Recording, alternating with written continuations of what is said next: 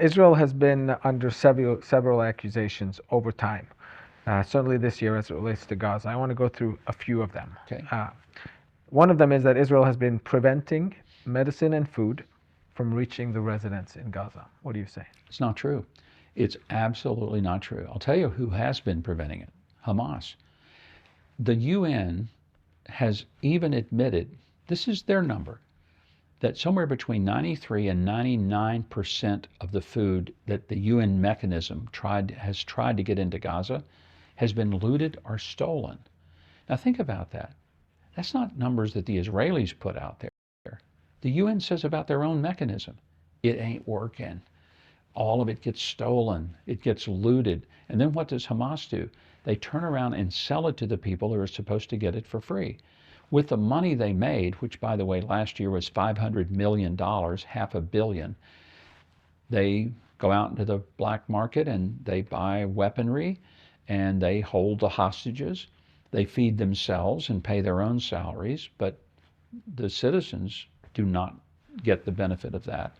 So it's nonsense to say that Israel is starving people. Israel has allowed over 2 million tons of food to come in. Israel has helped provide an enormous level of humanitarian relief. But here's what I ask of people when they say something like that. Name a country in the history of the world, just give me one example, when a country that is attacked was ever expected to feed the country that attacked them while the war was still going on. And I ask that question. It's not just a rhetorical question. I ask it with a serious desire to get an answer. And in all the times I've put that question to particularly reporters who make that allegation, not that you didn't, but those who do, they never can give me an example, not one. And I reminded some of the British reporters that I've talked to at the BBC. I said, I can recall that the history of World War II is that the Brits were dropping a lot of things on Dresden. It wasn't food. And there were 30,000 civilians who were killed by the things that Britain was dropping on Dresden near the end of the war. Many people said, the war's already over, why are you doing it? But the fact is, I don't remember somebody condemning the Brits for trying to win a war. And the fact that civilians were killed, it was horrible. Nobody's going to say it's anything less than that. But it was not done because they just enjoyed killing Germans. It was done because they needed to stop the Nazi machine. The Nazis had already murdered 11 million people at that point. The idea that somehow the UK was supposed to be hauling in food right then, nobody can tell me that's ever happened in the history of the world. No one. Another accusation is that the response to the terror attacks has been disproportionate. What do you say? Every response to an attack is typically disproportionate. It could be said that the United States attack on Japan with Hiroshima and Nagasaki was disproportionate to Pearl Harbor. But would it have been better had we not done that and then had a full-scale land invasion of Japan involving Tokyo? Many people predicted that there would have been 2 million casualties as a result of that.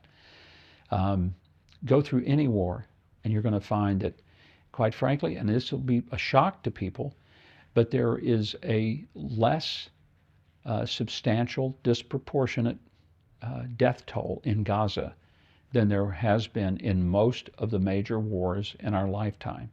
So this idea that Israel somehow has disproportionately taken the lives of Gazans, the truth is this could have ended with almost no civilians being killed had Hamas on October the 8th of 2023 said, we really messed up and we surrender.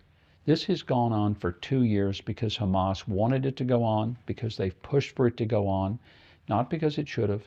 And Israel has taken levels of precaution to prevent civilian deaths they never get credit for. They announce in advance where they're going to hit a target. They say, get out of this. Sometimes it might be a school, it might be a hospital, but they tell people to get out because Hamas has built a military rocket launcher, missile launcher, under the hospital within a school. And then Hamas brings civilians to that location that has been announced as a target, and then they shoot people who try to leave. This is what the story doesn't get told. And it's one that needs to be told to really, I think, illuminate what savages Hamas really have turned out to be.